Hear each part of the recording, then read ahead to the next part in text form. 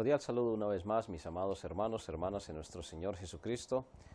Les estamos dando una cordial bienvenida y un saludo en esta lección número 47, el plan de Dios para las finanzas.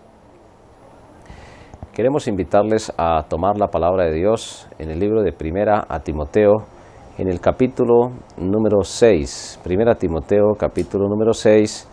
Vamos a complementar cada uno de los textos que aparecen allí. Como estas lecciones son bastante cortas, pues no vamos a retomar los textos que aparecen allá escritos y que tienen suficiente ilustración en cuanto al plan de Dios para las finanzas en una iglesia del Señor Jesucristo. En 1 Timoteo capítulo 6, en el verso número 6, y a partir de ese verso hasta terminar en el verso número 14, pues vamos a encontrar una enseñanza complementaria en lo que es el plan de Dios para las finanzas. Uno de los elementos favoritos de Satanás para destruir no solamente la vida del ser humano, sino la vida de una iglesia, es el manejo del dinero. En épocas antiguas no se acuñaban ni monedas ni papel que sirviera como intercambio para los comercios entre las personas o entre las sociedades o las naciones, o las ciudades. El dinero inicialmente fueron animales domésticos. Siempre que se habla con personas que tienen profundo conocimiento de la organización económica de las culturas y de las sociedades, pues el dinero se ha identificado como el bien más escaso. ¿Por qué? Porque con el dinero se pueden comprar algunas mercancías, se pueden satisfacer algunas necesidades físicas, emocionales, pero es muy importante lo que vamos a ver en cuanto a la espiritualidad del dinero. El manejo del dinero de una manera espiritual, de acuerdo a la voluntad perfecta de Dios. En 1 Timoteo, en el capítulo número 6, a partir del verso 6, nos dice Dios en su palabra: pero gran ganancia es la piedad acompañada de contentamiento, porque nada hemos traído a este mundo y sin duda nada podremos sacar. Así que teniendo sustento y abrigo estemos contentos con esto, porque los que quieren enriquecerse caen en tentación y lazo y en muchas codicias necias y dañosas que hunden a los hombres, es decir, a los seres humanos, en destrucción y perdición. Lo primero que necesitamos concluir aquí, extrayendo la enseñanza principal de este texto, es que cuando el dinero no se sabe manejar de una manera espiritual, hay destrucción y dice la palabra de Dios que hay perdición. En estas épocas donde la codicia se ha acrecentado de una manera gigantesca, ya no se puede decir que se suma codicia, sino que se multiplica codicia. Y al multiplicarse la codicia, pues las empresas quieren ganar muchísimo más dinero para tener muchísimo más poder. Los estados, las naciones, en su organización fiscal o económica, están también pendientes de extraer muchos más recursos económicos a la población. Se puede decir que el mundo ha entrado en una crisis de materialismo. Las personas ahora no somos para el mundo importantes por lo que somos, sino por lo que tenemos. Si una persona tiene una cantidad de recursos económicos, entonces esa persona en determinado momento se le reconoce socialmente como una persona de alta aceptación. Delante de Dios no es así. Delante de Dios lo que podemos ver, mis apreciados hermanos y hermanas, es que gran ganancia es la piedad acompañada de contentamiento. Dios no quiere que atesoremos dinero hasta llegar a adorar el dinero, porque hay adoradores del dinero, hay adoradores del sexo, hay adoradores de los deportes, hay adoradores de los hijos, hay adoradores del cónyuge, hay diferentes formas de idolatría. Una de las más frecuentes es la idolatría por el dinero, reemplazar a Dios por el dinero, creyendo que el dinero puede en determinado momento darnos las bendiciones que solamente Dios nos puede dar, pues es una equivocación de gran magnitud, principalmente en la vida del creyente en el Señor Jesucristo. Entonces, en la lección número 47 hay una explicación en cuanto a que Dios siempre ha mandado al ser humano a apartar la 10ª parte y adicionalmente, voluntariamente, también de una forma muy voluntaria, pues una persona puede apartar una cantidad de tal manera que se pueda ofrendar a la obra de Dios. Algunos argumentos en contra de diezmar. Dios es rico, dicen algunos. Dios es infinitamente rico, pero nos ayuda a nosotros enseñándonos a apartar una parte para invertirlo en su obra, de tal manera que al invertirlo en su obra nosotros somos los más beneficiados.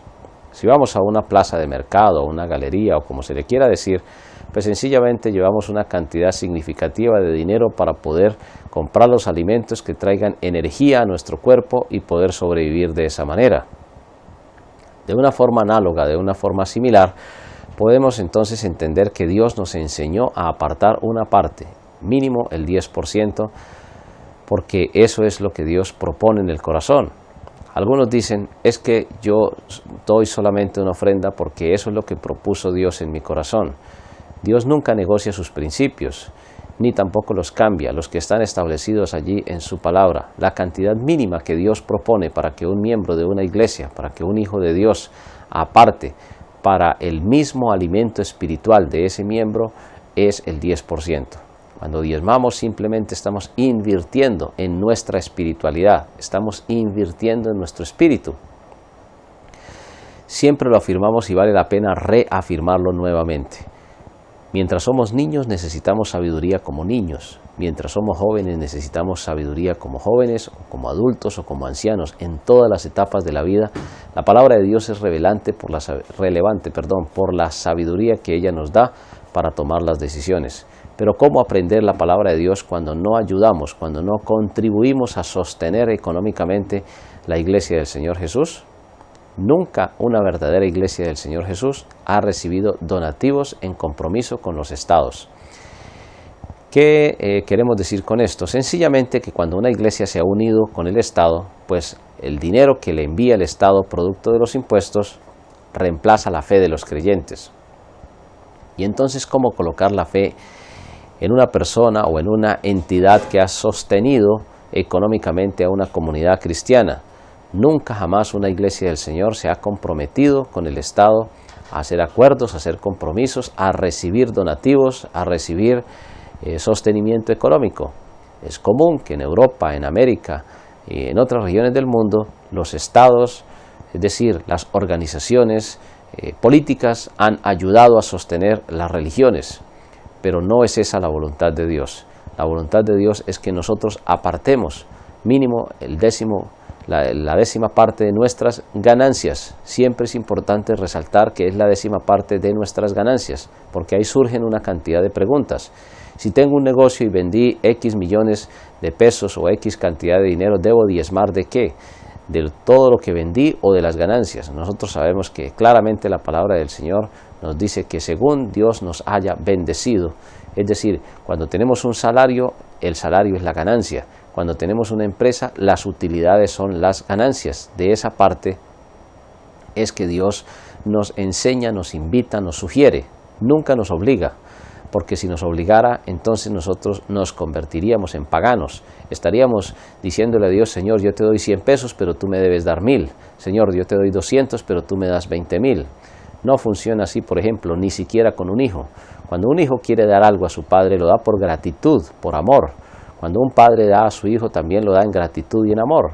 Hay una alta responsabilidad, claro, evidentemente, pero aunque las leyes obliguen a un padre a cumplir con la paternidad responsable, no es el principio legal el que orienta la responsabilidad de padre a hijo, es el principio espiritual del amor, que si uno ha traído un hijo al mundo, pues tiene delante de Dios y delante de la sociedad un deber inaplazable de atesorar, de ayudarle, de colaborarle a satisfacer sus diferentes necesidades. Que ya la ley haya tenido que, perdóneme la redundancia, legislar, porque muchas personas no quieren asumir sus compromisos, es otra cosa.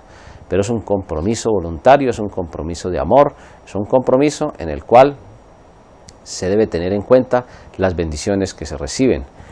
Pero, volvemos a repetir, no por un falso paganismo que traiga, en cierto modo, desviación de la enseñanza principal. Nada hemos traído a este mundo y sin duda nada podemos sacar. Pablo está atacando seriamente a la iglesia de Éfeso, donde era el joven pastor Timoteo líder. Y cuando decimos atacando, lo decimos entre comillas y de la manera más considerada, de la manera más respetuosa, porque Éfeso era una ciudad pujante. Los hermanos de la iglesia de Éfeso tenían en cierto modo acceso a una riqueza. Y sigue diciendo, así que teniendo sustento y abrigo, estemos contentos con esto. Hay personas que durante toda la vida tienen un gran esfuerzo para atesorar una cantidad enorme de dinero, y después llegan al final de la vida y esa cantidad enorme de dinero muchas veces se pierde, ya sea por delincuencia, ya sea por casos fortuitos, ya sea por malos negocios. Entonces, si tenemos en cuenta lo que decía, por ejemplo, uno de los famosos inventores norteamericanos, quien diseñó la cámara Kodak, él afirmaba que la mayor parte del esfuerzo en su vida lo había producido un enorme capital, pero que había pagado ese capital a los médicos para que lo mantuvieran en cierto modo con vida por el sufrimiento que le había causado formar ese capital, y a los abogados para que lo defendieran de todos aquellos que se lo quisieran quitar. Entonces, ¿en qué sentido la palabra de Dios nos enseña? No es el dinero malo, de ninguna manera. El dinero solamente es una herramienta, pero puede ser una herramienta de bendición o puede ser una herramienta de perdición. Cuando nosotros apartamos la 10ª parte para colocarlo en la tesorería de la iglesia y ese dinero es administrado con el presupuesto de la iglesia, simplemente lo que estamos haciendo es invirtiendo para que nosotros podamos tener un lugar donde hay que pagar agua, donde hay que pagar energía eléctrica, donde hay que pagar diferentes servicios, hay lugares donde hay que pagar impuestos, hay templos donde el mantenimiento es alto, y también los salarios correspondientes a la persona que se dedica a enseñar y predicar la palabra de Dios. Los que quieren enriquecerse caen en tentación. Si hacemos una pregunta, ¿quién quiere ser adinerado?, nosotros sabemos la respuesta. Todos queremos ser adinerados, todos quisiéramos tener una suficiente cantidad de dinero para tener holgura económica. La pregunta es, ¿eso sería de bendición? ¿Sería que de pronto no tendríamos la tendencia como el pueblo de Israel a olvidarse de Dios? Muchas veces cuando Dios bendijo al pueblo de Israel con profunda riqueza material, el pueblo tenía la tendencia a olvidarse de Dios, a reconocer que por ellos mismos era que habían conseguido las cosas y no porque Dios les había dado salud, Dios les había dado talento y capacidades para poder conseguir esos recursos económicos. Querer enriquecerse es una cosa, es un afán propio, pero Abraham fue rico, diría alguien, pero es que Abraham no ponía su mirada en el dinero. Dios bendijo a Abraham con riqueza. Una cosa es que Dios lo enriquezca a uno como bendición y otra cosa es que uno quiera afanarse a conseguir una riqueza endiosando el dinero. Mis hermanos y mis hermanas, no son fáciles de compartir estas enseñanzas porque causan muchísima polémica, hay mucha discordia hoy en día. Pero si encontramos un Jacob, si encontramos un rey David, si encontramos Salomón, si encontramos el mismo Abraham, fueron personas que tuvieron enormes cantidades de dinero. ¿Pero para qué lo tuvieron? Para la gloria de Dios, no para destruirse ellos mismos, para darle gracias a Dios por todo lo que Él les había dado. Y sigue diciendo, caen en tentación y lazo. Una de las mentiras favoritas de Satanás es que una persona con una cantidad enorme de dinero puede llegar a ser feliz. La verdad es que la experiencia prueba lo contrario. Muchas personas toman el dinero y lo usan en su propia destrucción. Entonces, caer en tentación y en lazo significa como si nos colocáramos nosotros mismos la soga al cuello, como se dice en nuestros términos latinoamericanos, y Satanás simplemente lo que tiene que hacer es apretarnos. Ese anhelo ferviente de conseguir y conseguir y atesorar y atesorar y atesorar y acumular, pues en muchas ocasiones lo que trae es una práctica de la maldad. No es fácil en estas épocas atesorar dinero justamente. A veces hay que pasar pisoteando, perdóneme la expresión, a muchas personas antes de conseguir un capital de mediano alcance.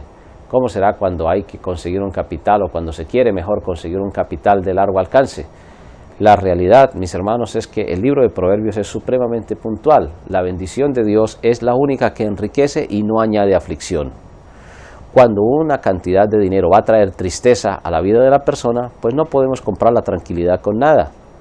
Muchísimo mejor consumir un alimento sencillo con tranquilidad que tener manjares en la mesa y no poderlos realmente disfrutar. Quisiéramos detenernos un poquito allí e invitarles, mis apreciados hermanos, hermanas, en esta breve lección. Recordemos que estas lecciones las estamos abreviando por razones, en primer lugar, de espacio y por razones también de que muchas de ellas ya se han tratado en anteriores oportunidades. Simplemente lo que estamos haciendo es profundizando un poco donde es posible hacerlo. El libro de Proverbios, por favor, en nuestras Biblias, vamos a ir al capítulo número 30. El proverbista Lemuel está hablando allí, dice la palabra del Señor, el libro de Proverbios, en el capítulo número 30, me equivoqué ahí, perdóneme, es Agur, el proverbista, quien dice, en Proverbios 30, en el verso número 8, vanidad y palabra mentirosa aparte de mí, no me des pobreza ni riqueza, manténme del pan necesario, no sea que me sacie y te niegue, y diga, ¿quién es Jehová? O que siendo pobre hurte y blasfeme el nombre de mi Dios. ¡Qué maravillosa enseñanza! Podríamos usar muchos ejemplos, pero usemos uno que de pronto pueda quedar fijo allí en la mente. Una bicicleta necesita de 2 ruedas, por decirlo así popularmente, para conservar el equilibrio. Si andamos en una rueda, entonces no sería bicicleta, sino sería una un monociclo o algún otro tipo de vehículo para desplazarnos. Pero las personas que desarrollaron la bicicleta establecieron un equilibrio entre 2 ruedas. Lo mismo sucede en la vida material. Si tenemos demasiado, tenemos una tendencia natural. No siempre podría ser así. Se necesita mucha espiritualidad para no colocar la confianza en el dinero, poco o mucho. Pero si no tenemos lo necesario, entonces tenemos la tendencia a renegar, a blasfemar, a maldecir y a afirmar cosas que no son. Mis hermanos y mis hermanas, Dios es un Dios sabio. Todo tiene su tiempo. Un joven, por ejemplo, que invierte su vida preparándose para tener bendición en los años postreros en su vida, pues recogerá de lo que siembra. Si en la juventud nos ocupamos de sembrar, de prepararnos adecuadamente, no solo en lo material, sino también en lo espiritual, llegará la época de cosechar. Pero si no sembramos en la juventud, si no nos preparamos, si no nos disponemos a adecuar nuestra vida a nuestras propias necesidades, cuando querramos hacerlo, entonces ya será demasiado tarde y habrá enormes dificultades. 3 grandes decisiones se enfrenta un joven en la vida. Número 1, seguir o no seguir a Cristo. Número 2, cuál tipo de profesión o de profesiones, porque en estas épocas de tanta codicia a veces no alcanza ni siquiera una profesión o de oficio.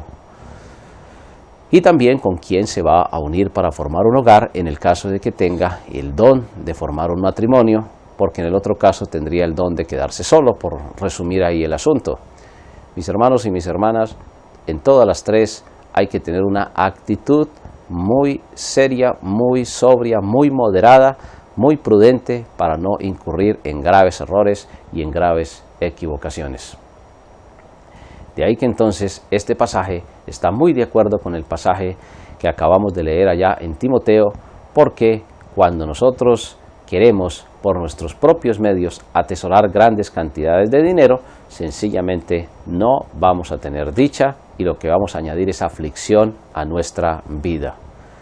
Es muy conocido, o son muy conocidos mejor los casos en que los hijos heredan una cantidad enorme de dinero y no saben qué hacer con él y finalmente se pierde y no se puede administrar de una manera espiritual. Queremos entonces concluir retomando en 1 Timoteo capítulo número 5, en el verso número 11, mas tú, oh hombre de Dios, huye de estas cosas. No es fácil huir de la tentación de atesorar dinero.